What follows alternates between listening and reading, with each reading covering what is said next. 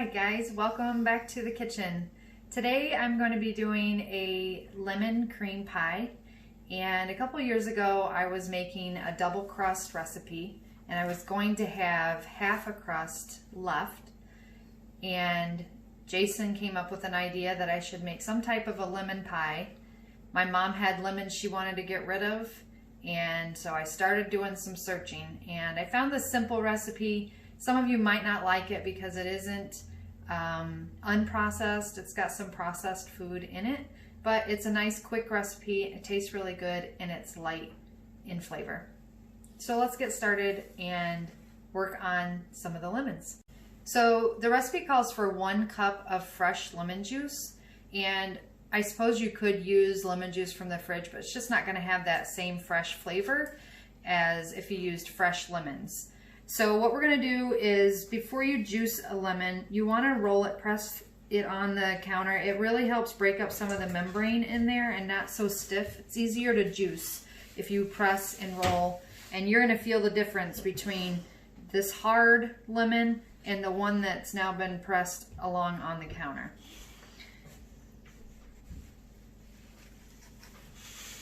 We're just going to take it and juice it. I'm also going to put some of the pulp that's in the top of this into the juice, mainly because that's a preference of Jason. He likes that added extra in the pie, and it does give it a nice touch.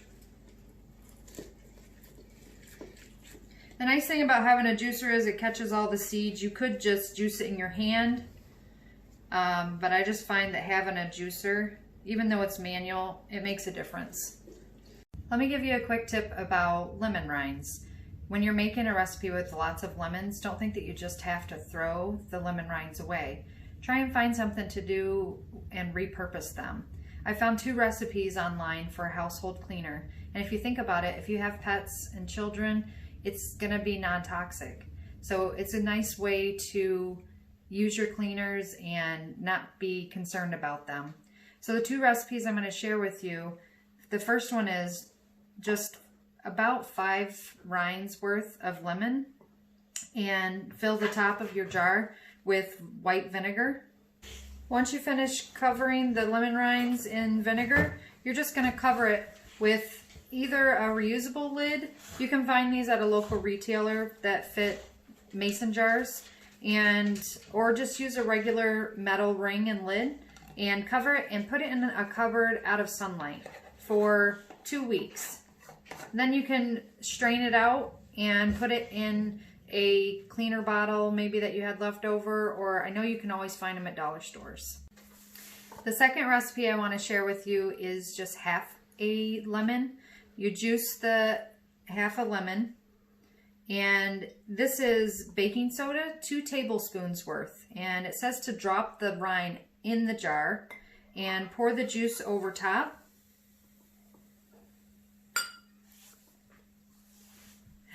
And then also, this kind of reminds me of like a science experiment. Hopefully this doesn't explode.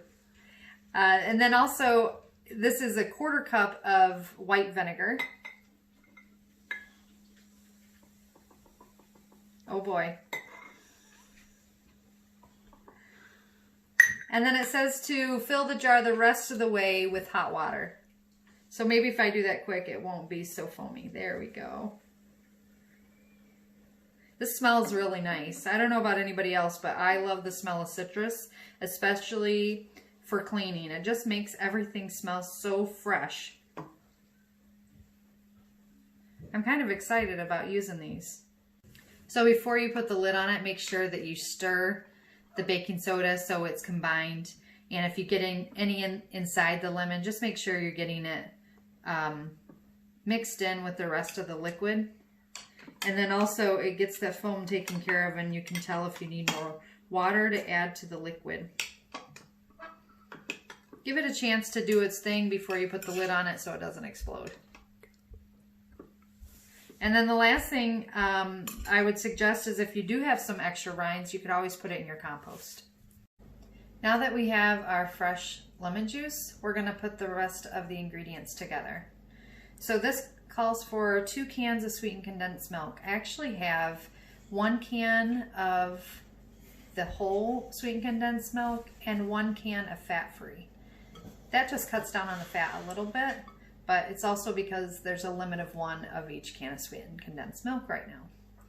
And then we're gonna add a whole cup of lemon juice, and I did add pulp to the lemon juice, about 1 teaspoon worth.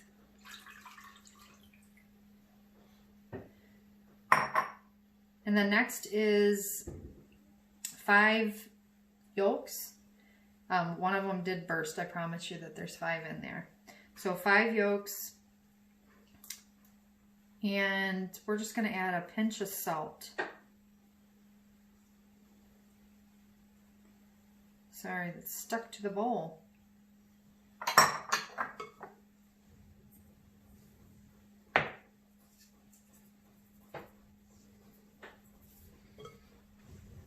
And then you're going to take a whisk and whisk it all together until it's combined completely. And then we're just going to let it sit at room temperature while we make our crust.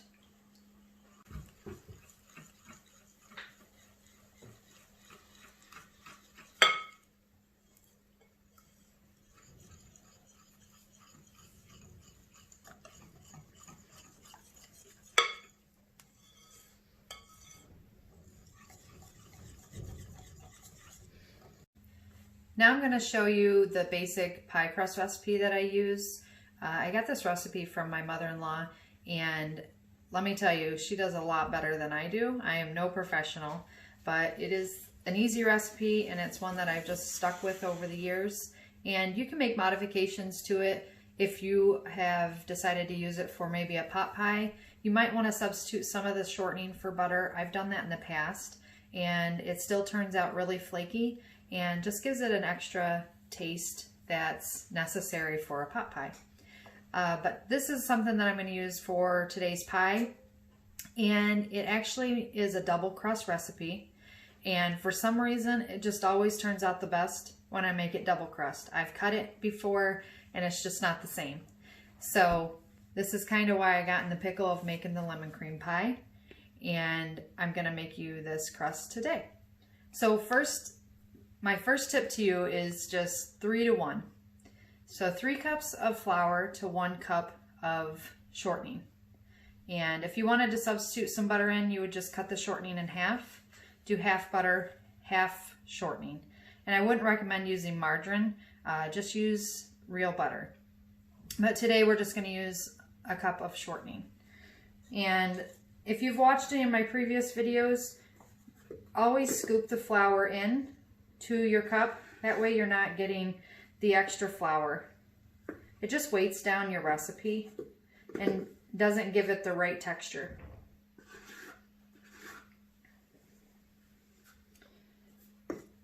And then we're also going to add a pinch of salt.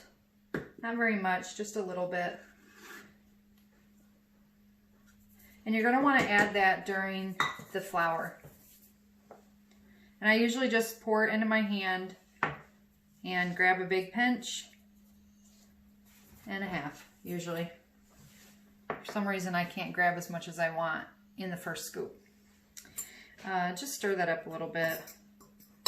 And then we're going to add the cup of shortening to the flour.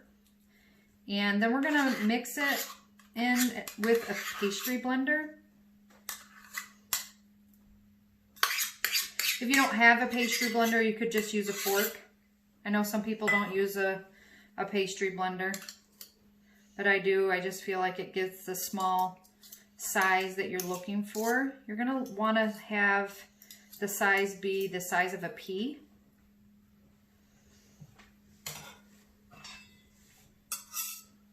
Sorry, I'm a fanatic about getting shortening on my counter. I really don't like it, even though I know it'll wash. And you're just going to run your pastry blender down through, and once you get to the size that you like, then we're going to take and add ice cold water. Now I say ice cold water because your shortening's not cold. If you're using a recipe with butter, I guess you could just keep the butter cold until you use it, or maybe even possibly ahead of time once you have the shortening measured out. I guess you could just put it in the fridge for a little while. I never have.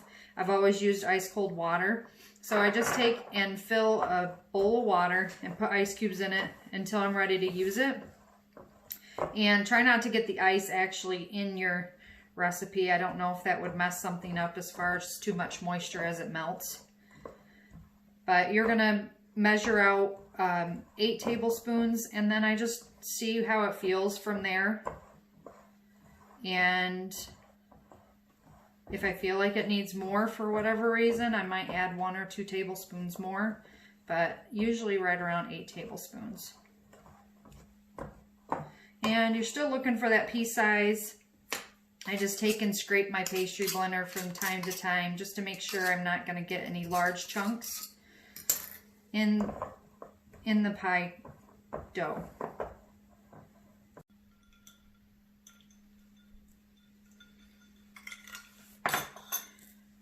I just added the 8 tablespoons of water, ice cold water. We're just going to give it a good stir and see what it's like. I know in the past I've talked to my mother-in-law about this because I feel like her crust always turns out a little bit flakier than mine and maybe stiffer. She said that usually when she gets to this point, she likes it a little dry. And I'm always concerned. And I think that's why I usually go back through and add an extra tablespoon of water. Just because I don't feel like I can get it to stick together. So it's really all in preference and how you work with your pie dough, pie crust, however you want to say it.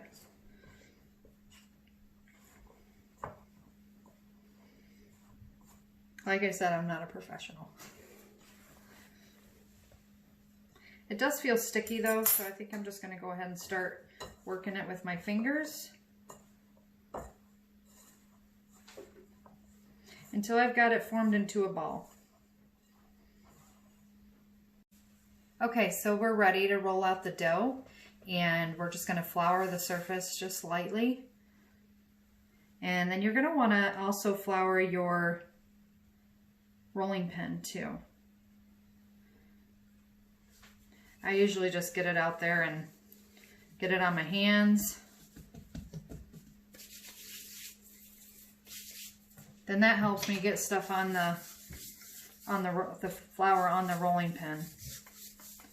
And then take your dough and just, it might not be exactly, but it's pretty close. Roll it around the flour. And then we're going to roll it out. And you're going to want to have your pie plate ready. You're not going to want to dig through the cupboard for your rolling pin. Or not your rolling pin, for your pie plate. You want it right there and ready. So once you've got it rolled out, you're ready to put it right into your dish. And flour your rolling pin as you go. You're going to be able to tell if it's sticking. And always keep your flour container by you because you're probably going to go through what you have out on the counter. Sometimes I just put a small pile next to me so I don't have to keep reaching it in the bin.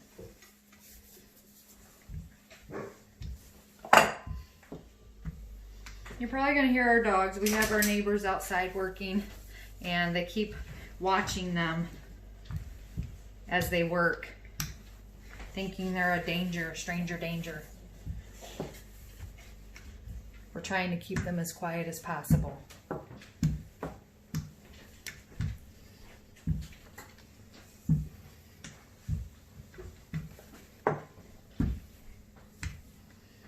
All right, and once you're done, you're going to put your rolling pin in the middle. This is the best way to transport your pie crust. Pull up one side and be gentle with it. Like I said, it doesn't look perfect, but this is how we do it. Roll up the other side.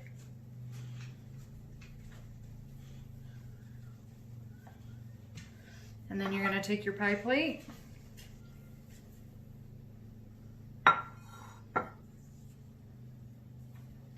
Roll your pie crust off. There you go. Now you're just going to take the time to pull up your crust and work it into your pie plate. It doesn't have to look perfect. Sometimes I rip off a piece and place it in there. If there's a hole, see, I got a hole right there. And just press it in and keep going. And then there's different ways that you can crimp the top of your pie crust. Some people just go through and cut the outside, use a fork. Some people might use a corkscrew. I've seen all kinds of different techniques. It's really what you want to do. So right now I'm just going to go through and cut the edges off and try and clean it up a little bit. So for the basic design that I usually go for, I'm just going to cut a little bit off the edge. So if you hold your finger in there, I'm not sure if you can see that, but I just kind of gauge where I want to cut, and then I just work my way around the whole pie and save the extra. I have a little special something that is a family favorite I'm going to show you. And then continue to cut around. And you might have more, like let's say you cut your, or not cut, but you rolled your dough too thin. You might have more dough than I have, and that's okay.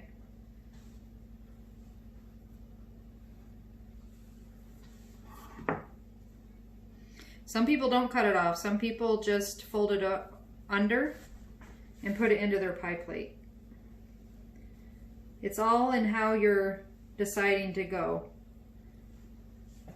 for your design. Okay. And now that is what I do. I roll the side and go all the way around. I just don't like too much extra. And you might get to a part that it doesn't look exactly the same. It's okay, trust me. Like right here. We're just gonna make do.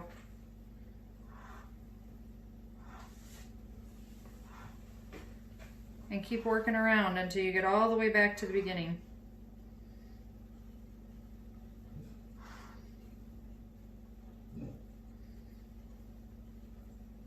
Voila.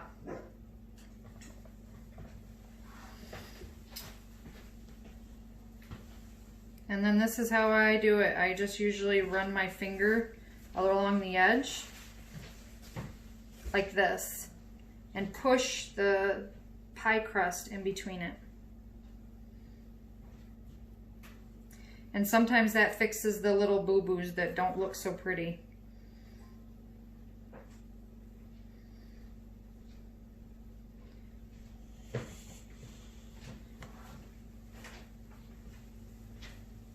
And just continue going around and pressing the design into place. Yeah, I've hit that area again where it looks boogered. But it all tastes good. Oh, well, maybe I lied. We're gonna press a little extra piece in there. Give it a little bit more structure.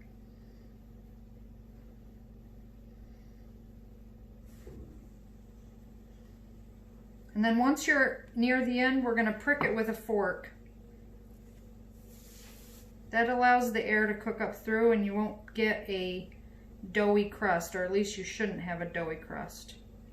But another tip with that is when you pull out your pie, you should, from the oven, you should allow it to cool on a rack. That allows air to get underneath the pie plate so that you don't have a soggy crust.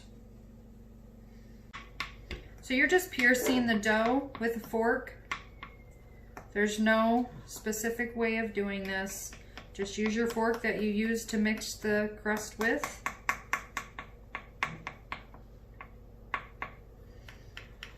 And then run it along the sides. Now I'm going to use pie weights today because the crust needs to be cooked slightly first without the filling in it. And we're gonna put it in the oven at 400 for about 10 to 15 minutes, just depending on how it looks. I'll let you know for sure once I pull out the partially baked crust. We're just adding the pie weights to the crust. So what this does is it keeps down the bubbles that can occur. If you don't have those, it's okay. You don't have to have them. You're just going to want to make sure there's none on top of each other. And I'm going to put a couple pricks where I'm not seeing that. Okay. I'll put it in the oven.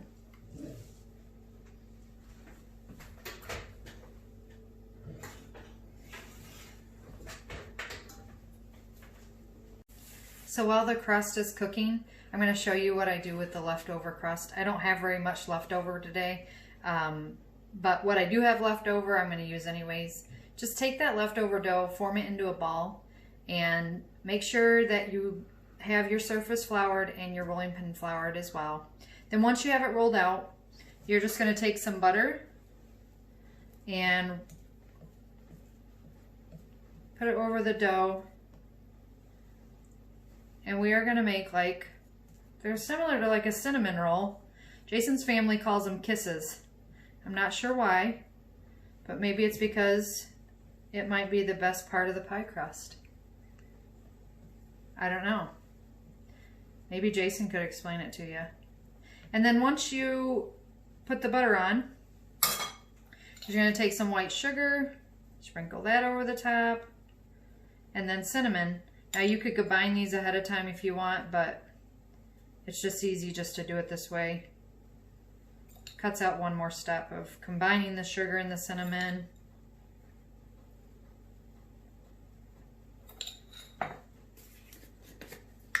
And sprinkle your cinnamon on top. Then you're going to roll them once you get this all in place.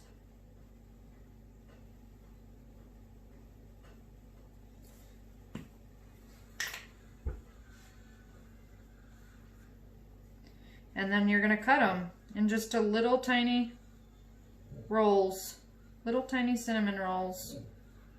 And try to do it a little tight.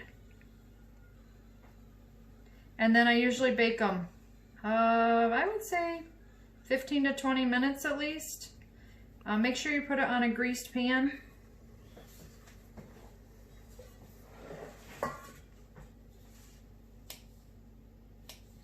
Do them however big you want. Just know that you cut them bigger, you're probably going to have to cook them longer.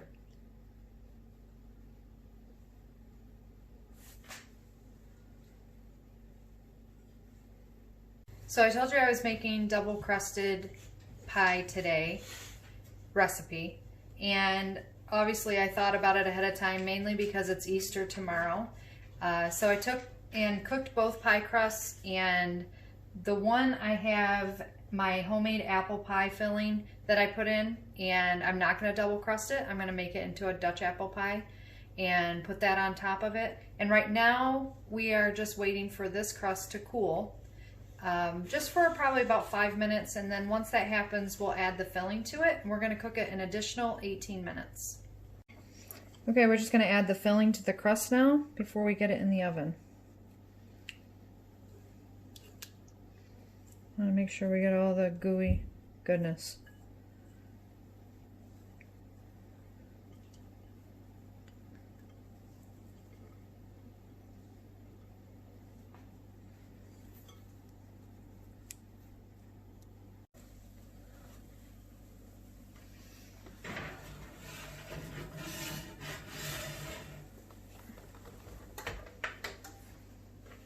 So you're going to want to check your pie a little bit before the time is up, just to make sure that your pie crust isn't getting too dark. And a couple different things that you can do. You can take tin foil and wrap it around the outside. You don't want to cover the whole entire pie because you want the center to continue to bake without a lid. And another thing you can buy, there are pie shield, crust shields that you can get. I have a couple of them. They really come in handy, and it's a lot easier than foil, but foil does work just as fine. So we're gonna go ahead and check the pie and see how it's doing. See if we need to put anything over the crust, and also check to see if the pie is needing an additional time aside from the 18 minutes. One thing you want to check for with this specific pie is if it's jiggly but is set. So it has a jiggle to it, but it stops pretty quick. So that tells me that the pie is done and it just needs to cool. So we're going to put it on a pie rack and allow it to cool for 2 hours at room temperature, and then chill it overnight. So the pie's all done, and we're just going to allow it to cool for the allotted time. Remember, 2 hours at room temperature and the rest in the fridge. And it looks like our kisses turned out well, and not very many, so they are not going to last very long in this house. A nice little treat for the kids, and you use up all the dough that you have. I hope you've enjoyed the video today and maybe gotten some tips from it that you hadn't ever known. And maybe it's just something that entertained you for a slow Saturday. I hope you have a great Easter tomorrow, and that you take the time to reflect on what Jesus has done for us. Thank you for continuing to watch, and we hope you come back again. God bless.